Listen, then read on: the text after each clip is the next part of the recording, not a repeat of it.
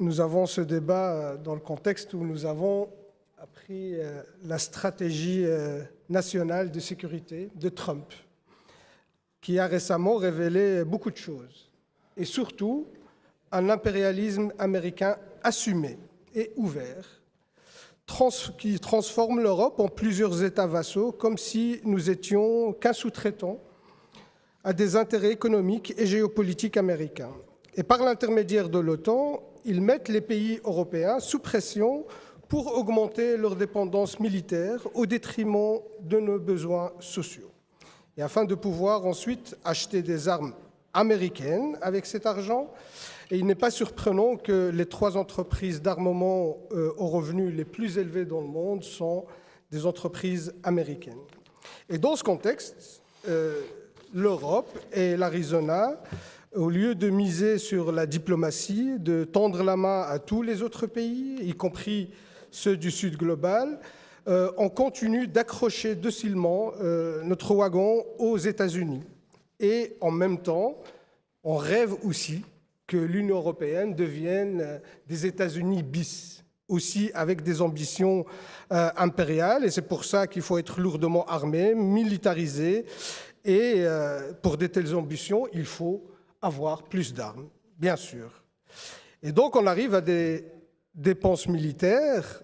Et aujourd'hui, nous discutons de la loi de programmation militaire pour la période 2026-2034, qui va permettre ce réarmement. Une liste de courses de 34 milliards d'euros en armement présentée aujourd'hui par notre ministre de la Défense. Ces milliards pour le réarmement ne tombent pas du ciel. Ils seront donc financés par nos pensions, nos systèmes de santé, nos services publics et toute notre politique sociale.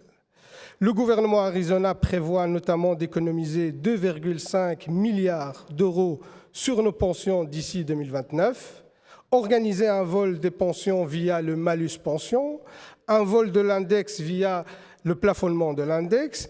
Il va augmenter la TVA et les accises sur de nombreux produits, le tout pour pouvoir financer sa liste de courses de 34 milliards en matériel de guerre. Alors, on va passer un peu en revue cette liste de courses. Nous avons d'abord 11 F-35 d'une valeur de 1,67 milliard d'euros. Un avion de chasse offensif américain qui n'a pas été conçu pour la défense. Bon, d'abord le coût. 1,6 milliard d'euros, c'est notre argent qui va aller dans ces avions. Et avec cette somme, on pourrait mener plusieurs politiques sociales, répondre aux besoins de la population en termes d'enseignement, en termes d'hôpitaux, en termes de santé. Mais non, on décide de le mettre dans 11 avions de chasse F-35 supplémentaires aux 34 avions qu'on a déjà achetés avec le gouvernement de la Suédoise. En plus, c'est un avion offensif. Et d'ailleurs, Monsieur le ministre lui-même a vanté sa supériorité et la supériorité des F-35 lorsque Israël a bombardé l'Iran et que vous avez trouvé ça super parce que c'est un avion efficace. Cela montre à quoi sert réellement cet appareil. Attaqué selon une vision stratégique. Les F-35 sont adaptés à la destruction, je cite, d'objectifs stratégiques en profondeur sur le territoire ennemi. Ce n'est pas pour défendre notre espace aérien, c'est pour attaquer dans un autre espace. Le caractère principal de l'appareil, selon vous, est qu'il permet d'opérer dans un espace aérien contesté, c'est-à-dire un espace ouvert ou couvert par la défense antiaérienne ennemie. Et récemment, on a par exemple vu des F-35 américaines patrouiller autour du Venezuela en attente d'une invasion terrestre imminente. Cet avion de combat nous rend aussi dépendants à 100% des États-Unis. Et même Conor Rousseau, qui est un partenaire de votre majorité, nous le dit, je le cite, « Les F-35 ne peuvent pas voler sans que Trump ne donne son feu vert ». Ce n'est pas Raoul Ledebo, c'est Conor Rousseau qui le dit. Et les États-Unis conservent le contrôle sur pratiquement tous les aspects. La logistique, l'armement, la formation, les logiciels, les systèmes radars, les pièces de rechange, etc., etc., etc. Alors que, au-delà de ces aspects-là, c'est un avion qui a beaucoup de problèmes techniques. Un des 4 appareils, d'ailleurs, qui devait normalement arriver le 13 octobre 2025, sous grande fanfare pour notre nouvelle livraison, un des 4 était en panne. Il n'y a pas plus significatif sur l'état technique de cet appareil.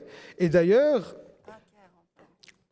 selon le gouvernement Accountability Office, le F-35 comptait encore 821 défauts non résolus début 2023.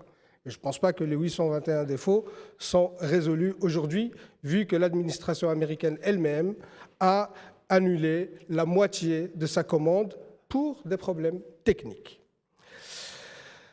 Et est-ce qu'on a besoin vraiment de ces F-35 ? Parce que l'argument d'une menace russe ne tient pas pour les avions de combat. Comme j'ai dit, c'est des avions qui sont offensifs. L'OTAN dispose actuellement de 5 fois plus d'avions de combat que la Russie, les États-Unis à eux seuls ayant 3 fois plus, et les pays européens de l'OTAN le double. Et en plus, même Trump, ça c'est quand même assez remarquable, hein, même Donald Trump le dit dans sa stratégie nationale de sécurité, je le cite, « Les alliés européens disposent d'un avantage significatif en puissance militaire par rapport à la Russie, selon presque tous les critères, à l'exception de l'arme nucléaire. » Donc, est-ce que c'est vraiment nécessaire d'acheter ces 11 F-35 supplémentaires pour nous défendre? Et d'ailleurs, concernant les F-35, c'est pour ça qu'avec le PTB, on a déposé un amendement visant à supprimer l'article de cet achat. J'espère que vous êtes assez convaincu, Monsieur le ministre, par ces arguments et que vous allez bien sûr soutenir cet amendement. En plus des F-35, on va acheter encore entre 1000 et 1500 véhicules blindés pour une valeur de moins 6 milliards d'euros. Alors, selon le journaliste spécialisé de défense Jens Fransen, ces véhicules blindés sont surtout adaptés à des opérations à l'étranger, comme au Sahel, ou à des interventions en milieu urbain. Ils sont trop légèrement armés et protégés pour être utilisés dans une guerre conventionnelle. Le général-major Jean-Paul Bonnier, commandant de la Land Component, a dressé le même constat lors d'une audition sur ces véhicules blindés. Il dit, je cite, « Tôt ou tard, une décision politique sera prise pour être à nouveau présent en Afrique et en ce sens, le raisonnement de 2018, lorsque la décision concernant le CAMO a été prise, reste toujours valable. » Donc c'est pour l'Afrique, ce n'est pas pour défendre le territoire belge ici. Et entre-temps, on apprend, d'après le plan opérationnel de 2026, que, Monsieur le ministre, vous avez pris la décision politique de renvoyer des militaires en Afrique. Donc il y a toute une logique derrière, en fait, toutes ces dépenses militaires. Ensuite, nous achetons un 3e Sky Guardian et nous allons armer l'ensemble de nos drones pour un coût total de 500 millions d'euros. Selon le GRIP, Groupe de recherche et d'information sur la paix et la sécurité, et je cite, « En effet, l'évolution des conflits en Libye, au Haut-Karabakh et en Ukraine a démontré que ce type de drone ne pouvait pas opérer à partir du moment où des défenses aériennes se modernisent et se resserreraient. L'utilisation de Sky Guardian armée se limiterait donc à des contextes où l'adversaire n'aurait pas la capacité à menacer et contester l'espace aérien dans lequel ils évoluent. C'est le cas des opérations contre-insurrectionnelles ou contre-terroristes dans lesquelles les drones armés ont été principalement utilisés à ce jour en Afghanistan, au Pakistan, au Yémen, en Irak, en Syrie ou au Sahel, mais pas pour défendre l'espace aérien belge. Et vous avez annoncé vendredi dernier les endroits dans le monde où vous souhaitez être militairement présent. Et je peux les énumérer brièvement. Océan Atlantique, mer du Nord, mer Baltique, mer Méditerranée, mer Rouge, océan Indien, golfe de Guinée, l'Ukraine, l'Islande, Lituanie, Pologne, Roumanie, Kosovo, Bosnie-Herzégovine, Somalie, Libye, Sahel, République démocratique du Congo, Mozambique, Côte d'Ivoire, Bénin, Tunisie, Mauritanie, Maroc, Irak, Syrie, Jordanie. Donc, vous avez ainsi annoncé que vous souhaitez déployer l'armée pour lutter contre les flux migratoires en Afrique. C'était un des éléments avancés, notamment à l'aide des drones, comme si davantage d'interventions militaires pouvaient assurer la stabilité et réduire la migration. Alors là, je vais prendre un exemple qu'on ne pourrait pas soupçonner d'être proche du PTB, Dominique de Villepin, l'ancien ministre français des Affaires étrangères, qui en 2003 avait refusé d'ailleurs la guerre contre l'Irak au Conseil de sécurité de l'ONU. Il exprimait ainsi, je cite, « Il est temps que les pays occidentaux, l'Europe et les États-Unis tirent les leçons de l'expérience depuis l'Afghanistan. Il y a 15 ans, nous sommes intervenus militairement à de nombreuses reprises, Afghanistan, Irak, Libye, Mali, et avec quel résultat ? En 2001, il n'existait qu'un seul foyer de crise terroriste centrale. Aujourd'hui, ils sont près de 15. Cela signifie que nous les avons multipliés. » Alors, nous devons commencer à nous pencher aussi sur les véritables causes. Si vous voulez vous attaquer à la migration, il faut voir c'est quoi les véritables causes, telles que, par exemple, quand il y a un génocide comme à Gaza, c'est une cause d'immigration. Si on mettrait les moyens pour mettre fin au génocide, on aurait moins de réfugiés palestiniens parce qu'ils ne vont pas fuir le génocide. Quand il y a la guerre prolongée au Soudan pour aussi la lutte des minerais, et on parle même aussi d'un génocide au Soudan, oui, c'est une cause de migration. Et quel est l'effort que nous, mettons pour mettre fin à ces causes ? Ou encore, quand il y a le réchauffement climatique qui entraîne une expansion rapide du Sahara, entraînant la perte de millions d'hectares de terres fertiles et la privation de moyens de subsistance pour des millions de personnes, ou encore la pêche industrielle organisée par l'Union européenne le long des côtes ouest-africaines, subventionnée à hauteur de milliards par l'Union européenne et qui laisse les populations locales et les pêcheurs locaux sans source de revenus, et ceux qui vivaient de la pêche. Donc la présence militaire, ce n'est pas elle qui va régler le problème de migration comme elle le prétend, non, elle est la cause de cette migration. Donc, si on veut y mettre fin, je pense que c'est plutôt d'autres moyens diplomatiques, d'autres moyens de prévention qui doivent être mis en place et pas renforcer une méthode militariste qui a prouvé son inefficacité ces dernières années. Et la présence militaire, au fait, ne profite qu'à un seul groupe, les multinationales qui veulent exploiter le continent pour réaliser des profits au détriment des populations locales.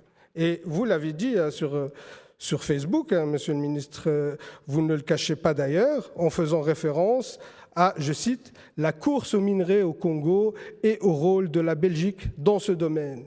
Et vous ajoutez également « l'Europe et les États-Unis doivent rapidement accroître leur part de marché dans l'extraction des minerais. Cela devra se faire ici au Congo. La Belgique peut y jouer un rôle clé. Dans la province congolaise du Katanga, l'entreprise belge Umicore est leader dans l'extraction du germanium. Umicore est également présente dans la chaîne de raffinage du colbat. » On voit très bien où sont les intérêts d'intervention ou de présence militaire. Ce n'est pas pour la paix ou pour garantir une stabilité, mais c'est surtout pour défendre les intérêts des multinationales qui veulent exploiter les richesses de ces continents.